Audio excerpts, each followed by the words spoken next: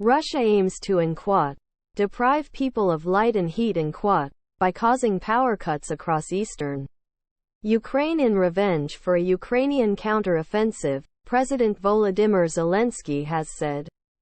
The blackouts have reportedly affected around 9 million people in eastern regions including Kharkiv and Donetsk. It comes after Ukraine said it had retaken over 3,000 square kilometers, 1,158 square miles, during a rapid counter-offensive in the east. The BBC cannot verify these figures. Kharkiv Mayor Ihor Terikov said Russian attacks on civilian infrastructure left much of his city without power or water. He called it a vile and cynical attempt at revenge for the Ukrainian army's recent successes. What sounded like 2 further missile strikes were heard later in the evening. The BBC's international correspondent Orla Gayra reported from Kharkiv. Mr. Terikov and the region's governor called for calm, saying the emergency services were working to repair damage and put out fires. The governor of the neighboring Sumy region said over 130 settlements in one district alone were without power. Similar problems have been reported in Dnipropetrovsk and Poltava regions. In a defiant post on social media after the power cuts, President Zelensky accused Russia of carrying out terrorist acts by targeting civilian infrastructure. And cold, hunger, darkness and thirst are not as terrible and deadly for us as your friendship and brotherhood, he wrote on Telegram. It comes after a remarkable Ukrainian advance, which if confirmed will mean Ukrainian forces have tripled their territorial gains in little over 48 hours.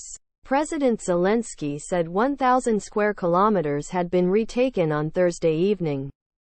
That figure rose to 2,000 square kilometers on Saturday evening, then to 3,000 on Sunday.